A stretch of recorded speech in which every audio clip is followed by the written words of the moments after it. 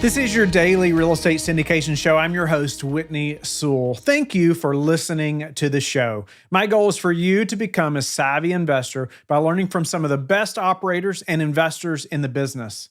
I'd like to hear from you. If you have questions you would like us to ask on the show, or if you have someone you would like me to interview, please let us know by emailing info@lifebridgecapital.com. We would love to hear from you. Please leave us a written rating and review. I would be grateful. Do not hesitate to let me know how we can best serve you at Life Bridge Capital. And now for an amazing interview with my friend, Lance Peterson. This is your daily real estate syndication show. I'm your host, Lance Peterson, co-founder and CEO of Passive Advantage, where we simplify the process of vetting real estate syndication deals for passive investors with our LP Deal Analyzer tool. So I'm sitting in today for Whitney Sewell, founder of Life Bridge Capital. Our guest today is Ivan Barrett. He's the founder and CEO of BAM Companies. He's a 20-year veteran in the real estate industry. So since 2015, he's raised over $400 million in equity and acquired over 7,000 units and grown the BAM Companies, which he refers to as the BAM fam, to a best-in-class 5-time Inc. 5000 private equity and management firm. Ivan focuses most of his time on equity, finance, acquisitions, and company strategy. And as you'll hear, he's big on culture. So today's episode, Ivan shares how the driving force of his company's growth came from focusing on people first, building an amazing company culture, and his decision to build out a highly skilled technical trades team to manage and maintain the properties in their portfolio. It's an amazing story. Hope you enjoy. Ivan, how you doing, man? What's up, Lance? Good to see you. Yeah, it's good to catch up here. Yeah, I mean, we go way back, known you for years. I know you attended one of our conferences and just love spending time with you, getting to know you. And I'd say, and I think there's a lot of stuff we'll talk about in today's episode, but the thing that I always appreciate about you is, this was back in probably 2016, 2017. So, you guys were in, it was about halfway through your journey. And, if we take where you started in 2010, Sure. I think, and then today, we're in 2024. So, but yeah, the thing I appreciated most about you, man, is just you're just highly inquisitive and always wanting to learn, right? Like not assuming or posturing and trying to demonstrate how much you know and how great you are and those sorts of things. So it's just always about, hey man, what can I learn from somebody else? And obviously highly relational and full of energy. So I'm looking forward to having a good chat. Thank you for noticing, brother. I appreciate you saying that. Yeah. You're a caring guy. It's authentic. I appreciate that. So with that said, you guys have done a great job at BAM Companies, really around building a strong culture. And that's something near and dear to me. I think that's often the overlooked piece, especially real estate guys that love doing deals, are just very much in the deal. But as they grow and scale, it's sort of like they wonder why they plateau to some degree. And I think it's often they've sort of skipped building a strong culture and maybe not having, refined strategy. So for you, having been, someone who really likes to learn and educate yourself in those things. What was that like for you as you got the company started and you started to hire all these people? What were the resources you went to? Like, how did you come to the realization that, hey, I need to build a strong culture in order to make thing work? Yeah, as you probably can attest, starting a business, being a solopreneur, and then hiring people was really freaking hard. Early on, we were mostly managing for other people. That's how I figured I could grow a big operating company and figure out the management game before I started taking on investor capital. And in the beginning, it was a grind, especially going through people early on. We still have a couple people that I would say I was lucky to find that have been with me for a long time. But in the beginning, a revolving door at BAM. And I remember just having this realization. I can't remember what I was reading at the time, but it was definitely on people and culture and growing a business. In the book, gosh, man, it might have even been a Rich Dad, Poor Dad book. I forget. This was a while ago now. Reminded me that the people game, we're building a real organization with lots of people, a big organization, because that's always been the dream, would make the real estate look easy. And what I mean by that is growing teams, managing people, leading people let alone building out a great culture, is incredibly, incredibly difficult. But the thing that kept me going, man, was just this realization that I'm going to get hit in the mouth. There's no book I can read, no class I can take that's going to smooth out this learning curve, this process. There's no hack. There's no shortcut. I just got to get in there and figure it out. It's sort of my personality, the fire, ready, aim. And I said to myself, all I have to do when I get hit and knocked on the ground is just keep getting back up. Just keep getting back up, keep trying new things. And there were times when it was stressful and, weekends were filled with working, high amount of stress, right? But I just constantly, almost like a mantra, telling myself, don't quit, just keep trying. And as we grew a little bit and I found a couple really great people, I was able to share with them this wild and crazy idea. I'm glad you're sitting down for this one, Lance. What if we had a management company and a maintenance company where people liked their job, where people were banging down our door to come work for us? What if? How crazy would that be? Right. And again, luckily, I was able to find a few people early on that took that proverbial baton and were able to run with it and execute it far better than I can. And out of that, we would hit these plateaus and we have to find new tools. So like many entrepreneurs, we found EOS, I believe now back in 2018, 2019, somewhere in there. And as we brought in EOS, we really got serious about our core values here at BAM and really started hiring and seeking out folks that met those core values and weeding out the folks that didn't. And this interesting thing started happening. Probably my favorite example is a maintenance guy that had come to work for us. He'd only been here maybe a few months, doing a bang up job, just absolutely killing it on the job for us. Well, he gets in a motorcycle accident and he's out of work for, I want to say 10 or 12 weeks. And he didn't check the disability box. Well, my team took care of him anyway and said, hey, we're going to take care of you. You get well, you're still going to get paid, because one of our core values is we're a loyal, loving family. Because he was loyal to us, we were loyal to him. And nobody came to me, Lance, and asked me permission to do that. Right. Nobody came to me when another gentleman's son died of an overdose at age 21 and said, hey, Ivan, can we pay for this guy's son's funeral? Because they already knew, based on our core values, what the decision is. And so being able to get out of the way and know that the leaders are going to make decisions based on our core values and what a big company with a great culture would do, even when we weren't a big company yet, was tremendously freeing and very gratifying to watch. Yeah. So it's interesting you mentioned that. So it sounds like you had the one thing moment, or kind of the North Star moment, as it pertains to, hey, we're running a property management company. It's highly transactional, finding guys who are willing to do the dirty work, so to speak.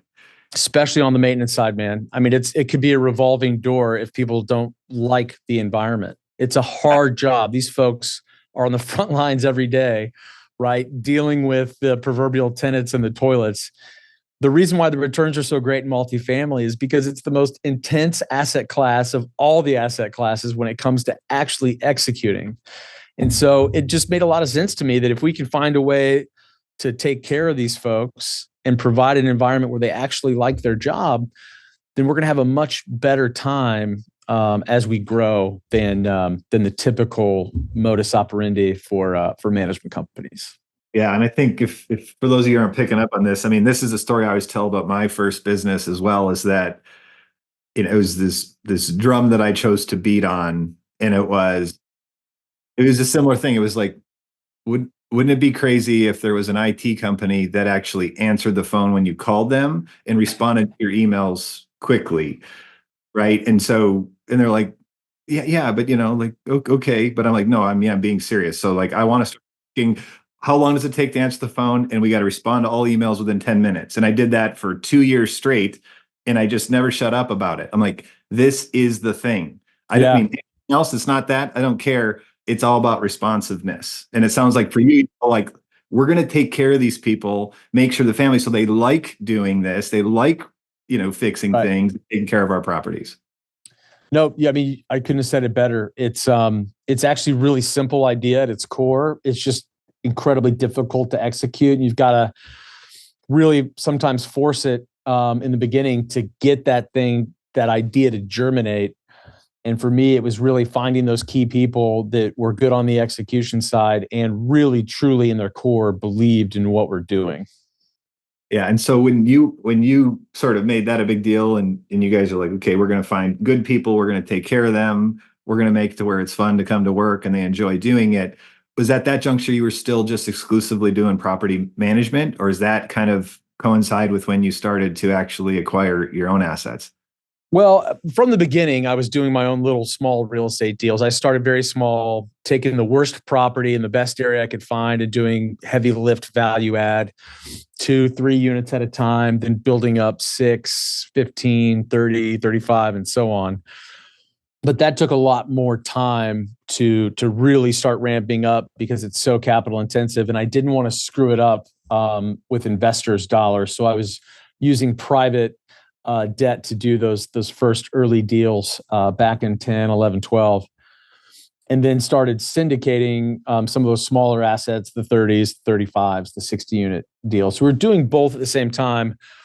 And once we got enough units or trajectory of our own, we started firing third-party management clients in order of the ones we liked the least first, because we sort of had our way of doing things. And really, now we don't do any third-party management. BAM Management is a captive service provider to our investors, and it only works on behalf of the partnership and the investors. And we feel really strongly about that. It just wouldn't work. The culture wouldn't be the same if we had to answer to multiple different owners who had different ideas and philosophies on how things should be done. And the big advantage is BAM Management is really a loss leader, Lance. I don't have to have a lot of profit margin in that business. In fact, a good management company may be making 10, 15% margin. Instead, what we do is we take that extra margin and we put it back into the company to grow it and also to help finance culture. Quarterly employee events, flying everybody in twice a year, once for BAMCon, which is our big conference, 2-day conference where everybody comes in. Very proud of that one. And then my favorite night of the year is our Christmas party. I didn't say holiday party, our Christmas party. And it's like a freaking wedding, dude. Everybody gets a +1. We put them all up in hotels, plated dinner, no buffet, award ceremony, lots of different awards for folks throughout the company and communities, and a big after party, open bar. And it's just an incredibly fun night. And I would much rather roll those proceeds into that than try to be miserly with my management company. It's a little bit easier for me to do that because I have these other businesses that the management company runs and executes our business plan. And that's where the wealth is generated. Those businesses just happen to be apartment communities. Yeah. So when you look at it from that standpoint,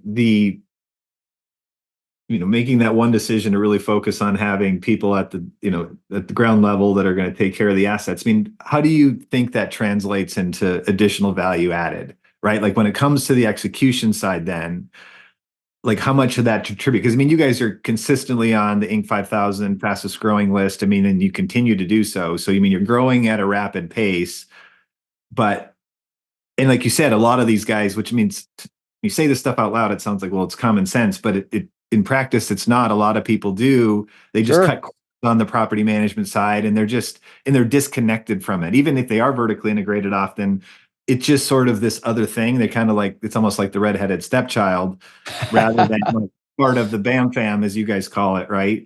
So, yeah. I mean, it translates into tremendous value, doesn't it? I mean, like that, your absolutely. ability. Some of the big ones, and I think this will eventually change in the industry, but we're one of the only ones doing it. The maintenance supervisor and the property manager are not subservient to one another. So the property manager is not the boss of the maintenance supervisor.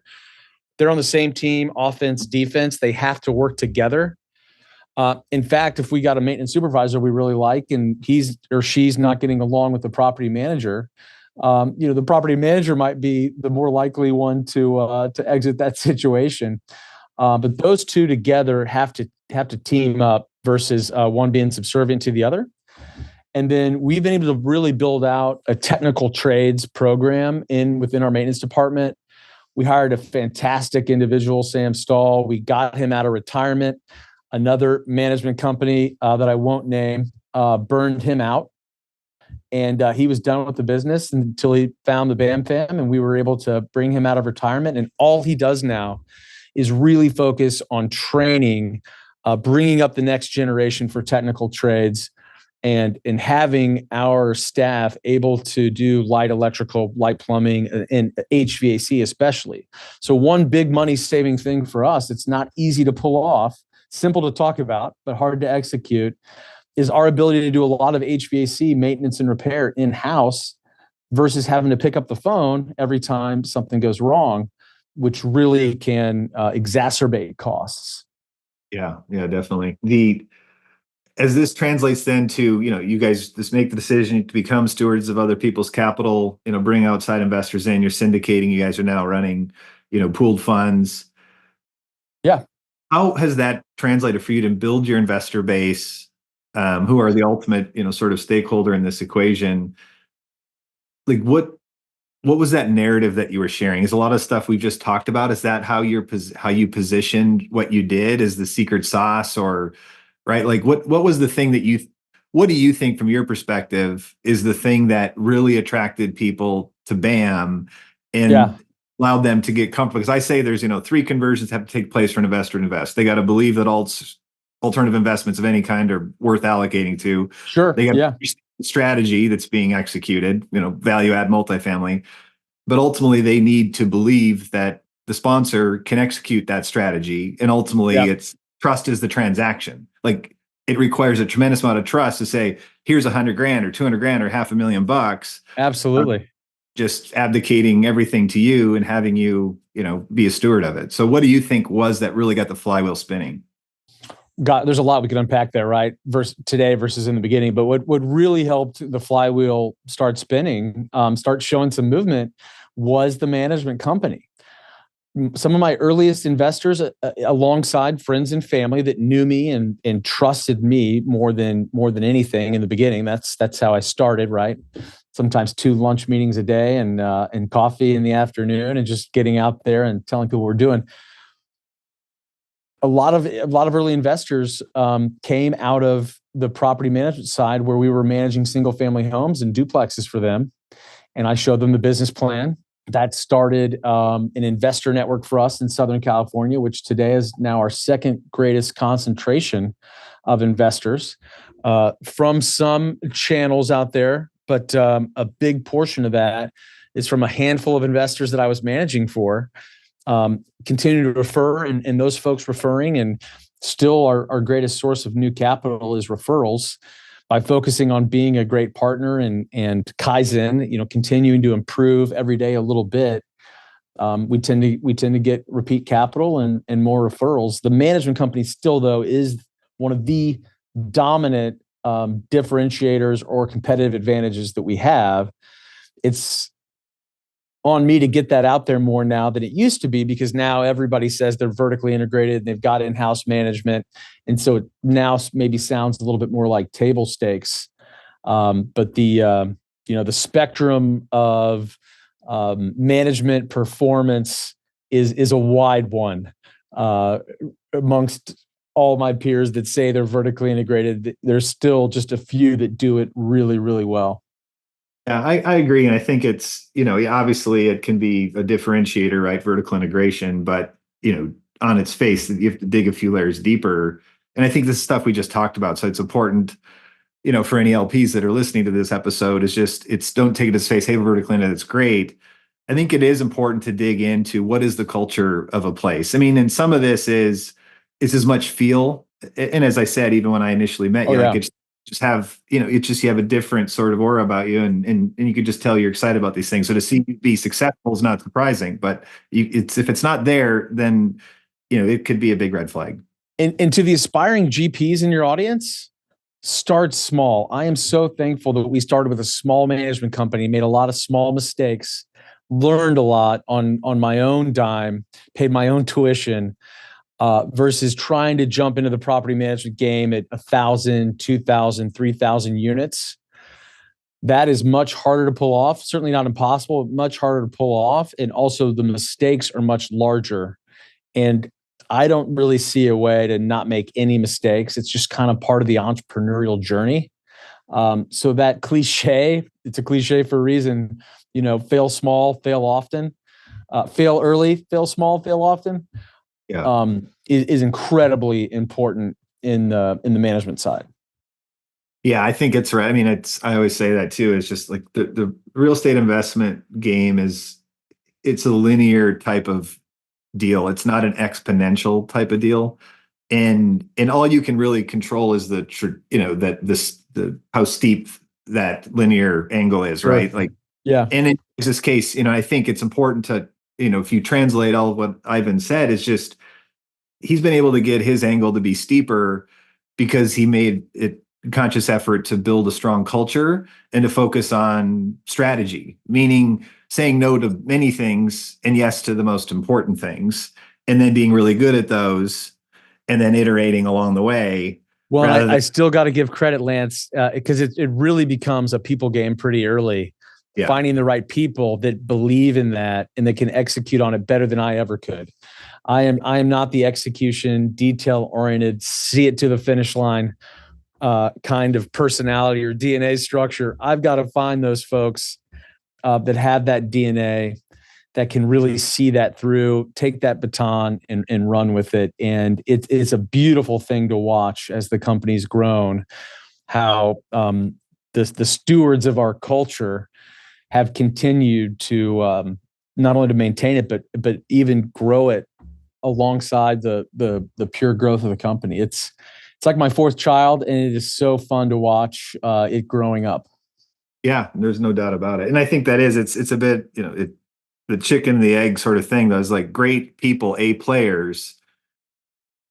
The best people will never work for companies that have a terrible culture, right? And so I think that, it's if you're the leader, you woke up this morning and you're the one who's in charge, you own culture. I mean, I'm using sort of EOS parlance here, but you own culture, you own strategy, and sure. You own vision.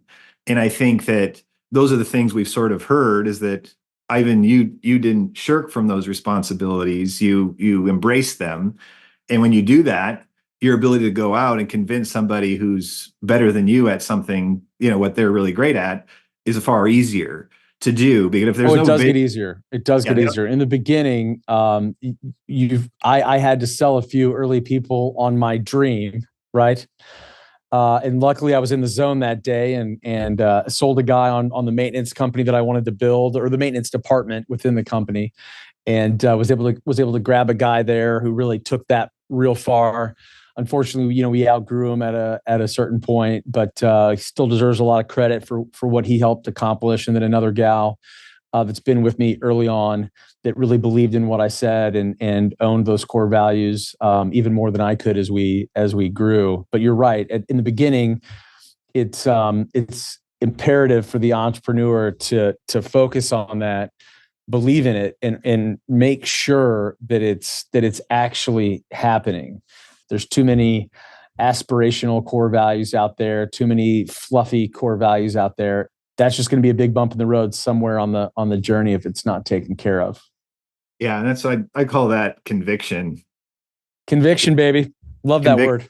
You have to have it. You have to have conviction about what it is that you're doing, and it's not easy to find. And sometimes it is a lot of soul searching to be like, what is it that we really stand for? And I think you can pick it up just through this conversation with what Ivan's done. I mean, it's just, you guys believe in what you do. You believe in multifamily, you believe in impacting the communities. Like, it's not just lip service. You actually believe it. Well, not only that, man, but we passed my ability to work harder a long time ago. Yeah. And so if I can't find ways to bring other people on the journey and get their buy-in and their belief in what we're doing, it's destined to fail, right? And if I can get the right people in place and help sort of build the guardrails, but then get out of the way, a beautiful thing can germinate.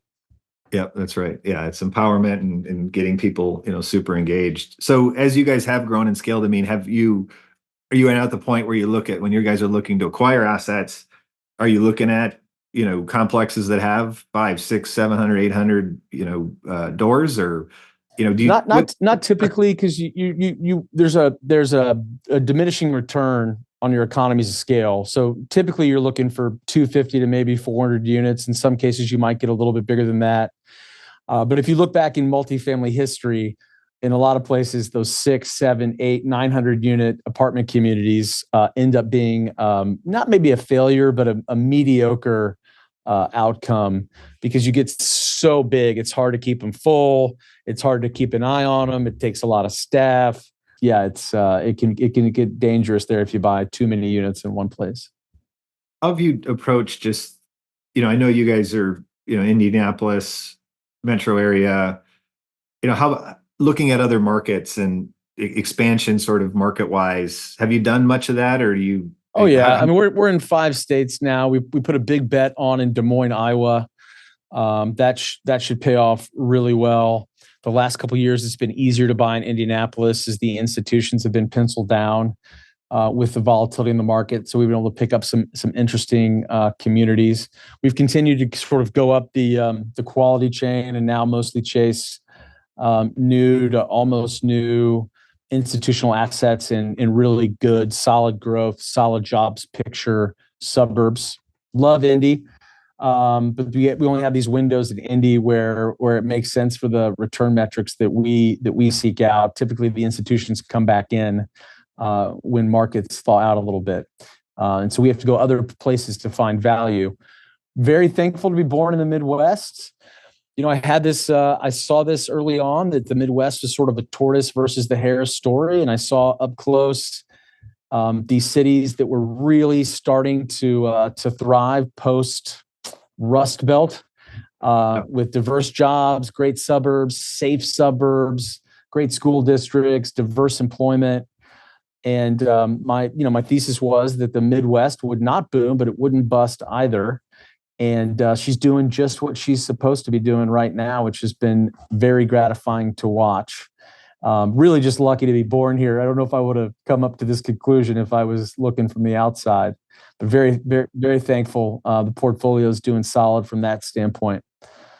No, I agree. When you're either born on either of the coasts, the Midwest seems terrifying, or like it's but it's funny. I'm born in North Dakota and raised in North Dakota, and that's Midwest, and it's the same thing. It's just it is that whole notion of, yeah, you might not boom, but you probably won't bust either. It's just steady Eddie.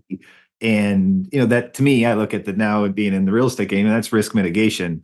It's terrifying to know that you can have wild swings. That's called volatility. That's what I'd rather avoid. You just want Eddie. We would tend to call ourselves value investors, and living through 2008 as a young real estate cowboy that thought I knew a lot.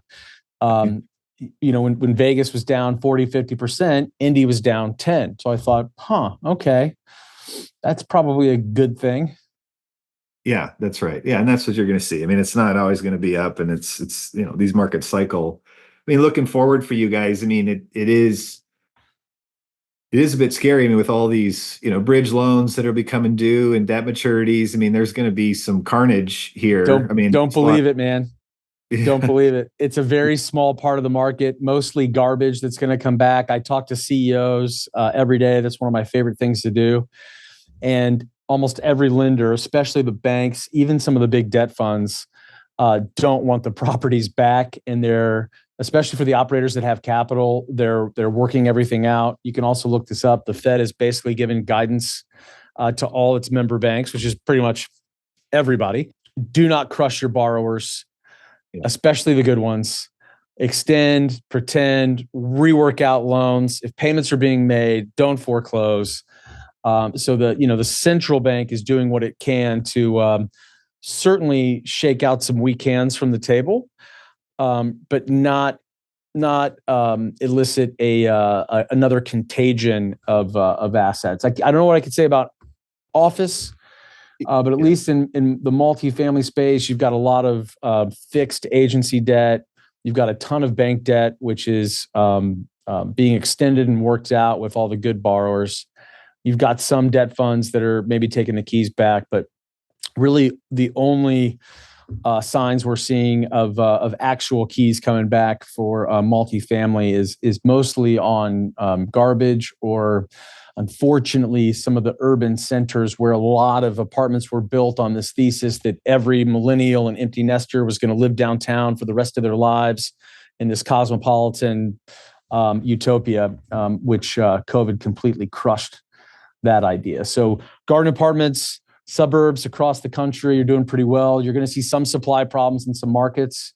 But what I think will happen is you just won't see a lot of sales, because anybody that can hold through the supply overhang knows that there's undersupply on the other side. And so transaction volume we'll see, but I don't foresee a lot of carnage. Some, but not a lot. Yeah, that's right. I mean, it's certainly office is its own category, and I think often when they're Wall Street Journal is referring to commercial real estate being doomed, they really mean office. Yeah. I mean, industrial is going to have some issues in some markets. Retail's actually on the upswing. Yeah, my retail guys are having a lot of fun. My retail buddies. Yeah. It's I'm glad to hear you say that too, because that's what I think too. I'm just like, you understand, like it would be if they let everything go that wasn't performing, or there any little hiccups, it would be an existential crisis. I mean, like it would completely tank. They stared the abyss in 2008. Ben Bernanke did in my opinion, a great job. Didn't act fast enough. They figured that out in COVID, acted faster. Fiscal's given a lot more problems right now with the Inflation Reduction Act, which is another $2 trillion or whatever of spending. But I think the central bank is doing a pretty good job of managing it and not allowing like another 2008 to spread and crush good operators, good borrowers. Some of the garbage that the book Devil Take the Hindmost, the hindmost, the operators that went into wannabe operators that went into Phoenix and bought 50-year-old product for $350 a unit, thinking they're going to double the rents. That stuff's going to have some turmoil, but for the most part, those of us in the business don't typically buy that kind of product anymore. That's really old. Yeah, that's right. Yeah, and unfortunately, there's a lot of LPs that went into those deals that were being done. That is the unfortunate part, Lance. A lot of people were just chasing returns. Yeah, for sure. Cool. Well, this has been great catching up, man. So where can people learn more about BAM and maybe connect with you, or I think the numbers on the screen here. BAMcapital.com is the easiest place to find us. Awesome. Thanks so much, man. I really appreciate your time. It's always good catching you. This has been so fun. One of my favorite podcasts, man. It's great to hang out with you for a bit. All right, brother. Thanks, man. You bet. See ya. Thank you for being with us again today. I hope that you have learned a lot from the show. Don't forget to like and subscribe. I hope you're telling your friends about the Real Estate Syndication Show and how they can also build wealth in real estate. You can also go to lifebridgecapital.com and start investing today.